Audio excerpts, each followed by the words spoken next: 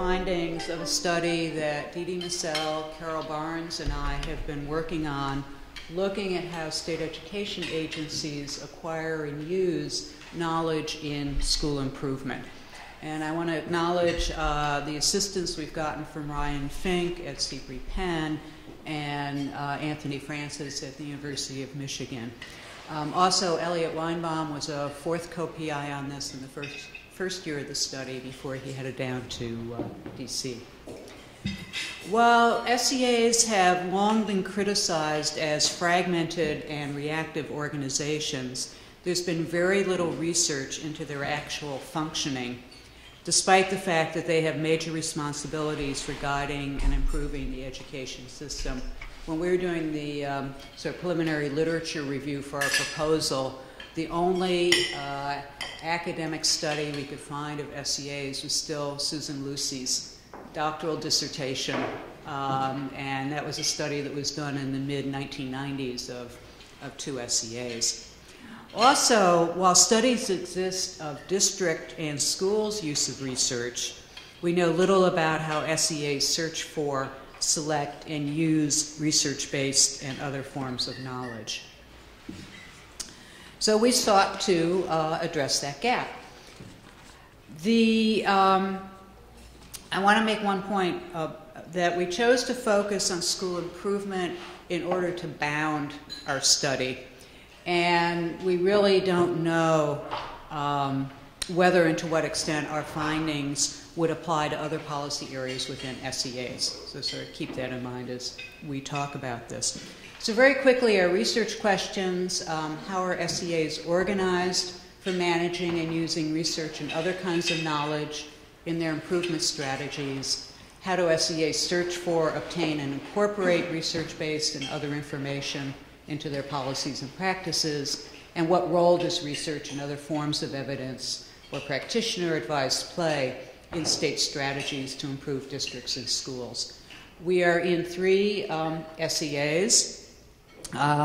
It's a purposive sample. The SEAs vary in region of the country, size and organizational structure, the extent to which they exist in what we're calling resource-rich intermediary environments, and also the state's school improvement strategies. We interviewed 49 people as a purposive sample of high-level SEA staff. We did a web-based survey of other staff within SEAs and got 300 responses. It was about 100 per SEA. And a little bit about our sample. We did, one of our SEAs was small enough we could do a universe sample in that, a universe in that one. The other 2 states, we did a universe of those offices that we knew were going to be very involved in school improvement, such as curriculum and instruction, accountability, research, and so on, and then did a sample of all the other offices within the SEA. So, we also are focusing on 3 different types and forms of knowledge. This is different than what some other studies of knowledge use have done. And these are derived in part from our funder, who I should acknowledge, W.T. Grant Foundation, and a program of research that they put together several years ago and been funding a number of people. The first one, research-based knowledge, really has 2 components: what we normally would think of as research, such as published original research, syntheses, summaries, meta-analyses, program evaluations. But we're also interested in research designed for use, models, programs, protocols, or other tools that embed research-based practices and guides for action. The second kind of knowledge, which we're calling other evidence-based knowledge, is really data, facts, and other information. And then practitioner knowledge, information, beliefs, understanding of context that practitioners acquire through their experience. So our preliminary findings, again, we're going to be, the data we collected was from late 2010, 2011. We're doing our final round of interviews, our second and final round of interviews with the SEA people this summer. So what we found was that SEA staff used multiple types of information to inform their work, but they relied most heavily on advice from their SEA colleagues, and they valued internal resources. So one of the questions we asked was, what type of information did they use in their work?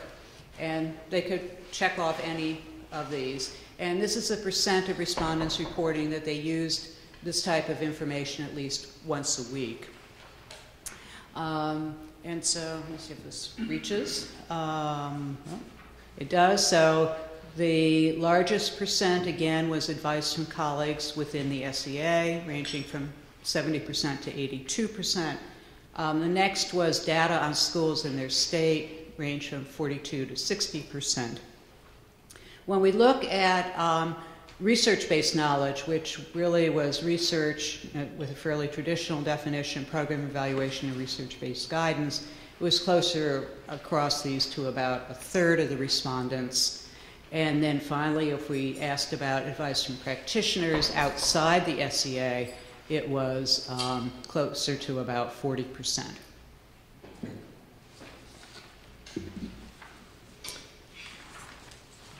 I want to make 4 points about search. The first one is that most SEA staff, about 80% of the respondents, said they searched internally when they were seeking research on school improvement. And as I'm going to illustrate in examples from 2 of our states, both the internal and external search for knowledge was broad. Many of the connections to knowledge sources were singular, but there was a set of SEA staff and offices that were influential sources in the knowledge networks. I guess you can, hopefully those of you in the back can see the, our sociogram.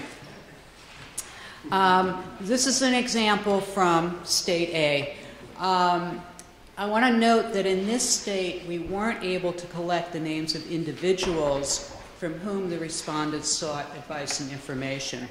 So the nodes, the little circles, represent the SEA's 42 offices. Luckily, it's a fairly flat organization, and respondents were able to check off which of 42 offices they were getting information from.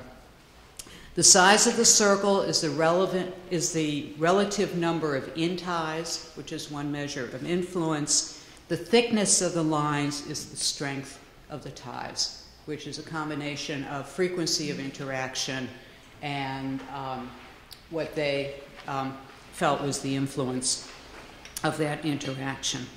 So what do we see in State A? The internal research network was large.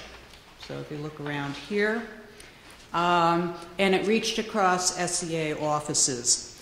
And this reflected the cross-divisional work of school improvement and really runs counter to this traditional view of SEAs as segmented and siloed organizations with limited communication across divisions and program areas. In this SEA, the center dot red is the research office, and they were a very central and influential actor in the school improvement research network.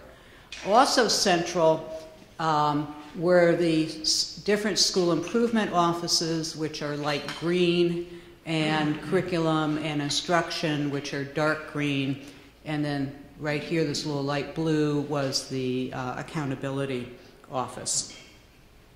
And the research office, we know from our interviews, really plays a brokering role. They respond to requests from other offices for things like literature reviews, information on potential providers and evaluators. They prepare the data reports for the teams to go out and do the monitoring visits to the low-performing schools and districts. And they also solicit and do some of their own research and evaluations. However, some of the strongest ties are really not with that research office, but rather are among the assessment and the data analysis, which are, you can probably can't see, are little gray dots, and accountability. In this state, search, the ones around the black boxes are external providers. And the search outside this SEA was very broad. There were 47 distinct people or organizations named. And it's very peripheral to the research network.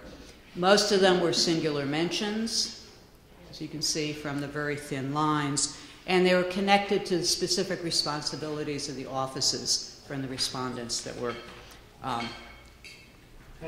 Yeah. Were many of them out of state, or were they all internal to the state? Yes.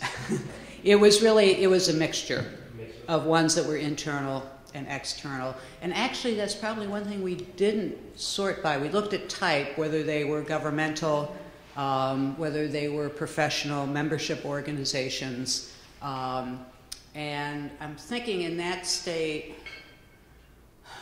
I think it probably was a little bit more outside than it was inside, but that was, Dee Dee and Carol would have to talk about the other two states that they worked on. Hey, Yeah. I'm sorry, the black nodes are external providers, and people reported who I go to for information, so that's...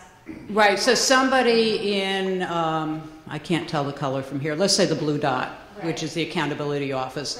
We asked a respondent who was in that office, you know, who do you go to for, actually the actual wording of the question, I didn't write down, you know, who do you go to for information on research? And they could, in this state, they could check one of 42 boxes, and then open-ended, we said outside the SEA, who would you go to? And they could fill in a person, they could fill in an organization. And so that's what the black boxes are. And as I said, in this state, they're very peripheral. But in contrast, it's a very different picture in state C. And it's different for a couple of reasons. First of all, while state A was at the office level, state C is at the individual level. So each one of these nodes is a person. In A, each one of the nodes was an office. And this was a state that was small enough we were able to survey everybody, and I think we had like an 80-something% response rate. So this really represents what's going on within an entire SEA.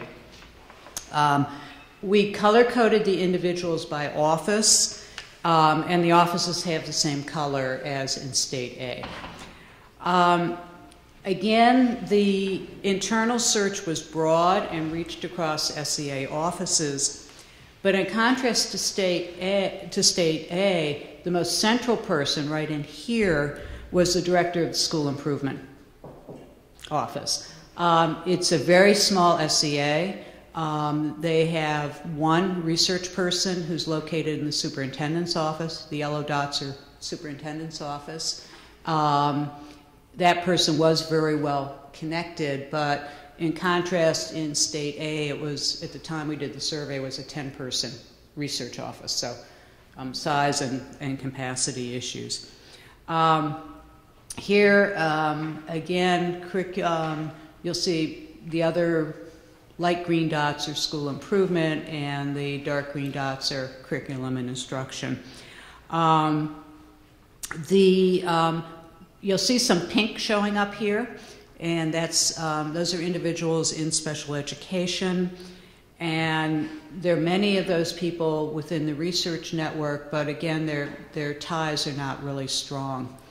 The other big contrast is, again, the black are external providers, and here you have 3 external providers who are very central to the research network. Very strong ties, again, to the director of school improvement.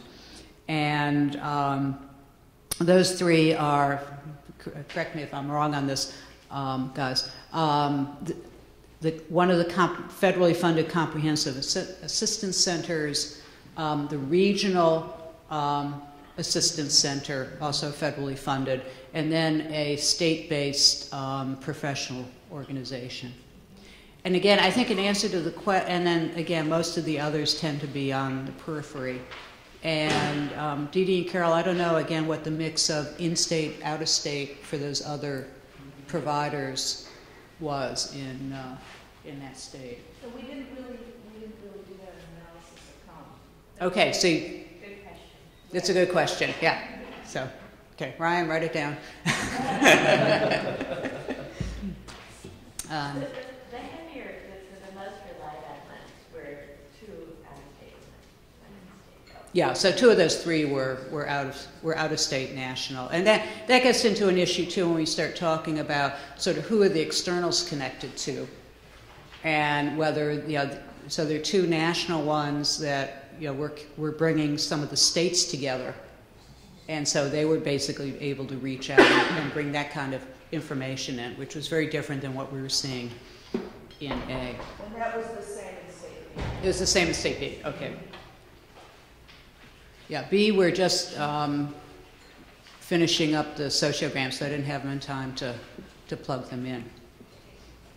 So, as we saw, internal searches reached a relatively large number of people across multiple offices, which suggests that they were bringing in a wide range of internal expertise into their work. And what we saw based on the interviews were new ways of doing business through regular cross-divisional teams, working groups, and or more informal or ongoing conversations. And the people we interviewed were attributing this to several things.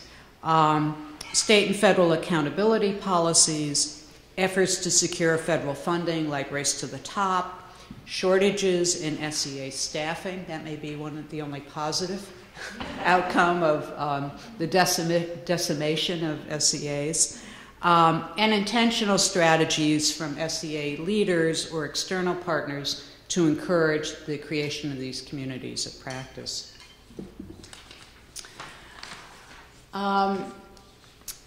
We saw in the contrast between states A and C that the constellation and influence of external offices differed across SEAs. And we also found that in some cases they differed within a state across the different knowledge networks. Again, these were on the research networks. We did similar sociograms for the evidence network and for the practitioner. And this reflected prior partnership histories, access to state intermediaries, the stage and focus of SEA school improvement work, SEA size, and SEA expertise. But in all 3 states, the external organizations played several roles. They provided expertise in human capital, for example, in helping to design school improvement indicators, high school reform, psychometric expertise, where that expertise was not available within the SEA. They translated, synthesized, and packaged research. They provided access to ready-made or adaptable tools. And they validated that the actions were in step with research and or practices of other states. So I can't remember from the paper, so that implies that some of these are national, the external sources. Yeah. Some Yes, are, yeah. Some are state, some are national, so what's the balance? We would have to go back and look at, because the way we categorized them were more by whether they were government professional or whatever. And CPRE got mentioned 4 times. 4 times, guys. like you saying, I'm from CPRE. No, they didn't even. The respondents. Yeah, I guess they did know that. It was on the cover page of the survey. And the national federal support system played a big role. Right. But I mean, we'll pick it up, sort of get to that. And again, Ryan, write that down. Another way we can categorize all that. I guess the final thing I want to talk about is how they use the information. And this is the area we really need to do. We haven't gone through the interviews, and we've coded them all, but we haven't done the analysis. So this is sort of an initial off the top. Again, across the 3 states, they informed the design of school improvement frameworks, indicators, school improvement strategies, tools, and other forms of school improvement assistance. But they really gravitated to research that was actionable, feasible, and addressed the problems they saw arising from their current policies and practices. So they really valued this research designed for use.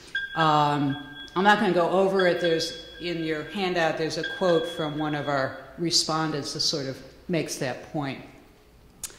But just as an example, and this sort of addresses your question, Susan, in one state, guidance on developing professional learning communities was developed in conjunction with NISL. In another state, the SEA checklist of indicators for schools, districts, and teachers to use to identify areas for improvement was drawn from a handbook that was developed by one of the federal comprehensive assistance centers. So they really were, in many ways, partnering with that. Third, staff in all SEAs also sought out practitioner advice in the design and refinement of policies and practices.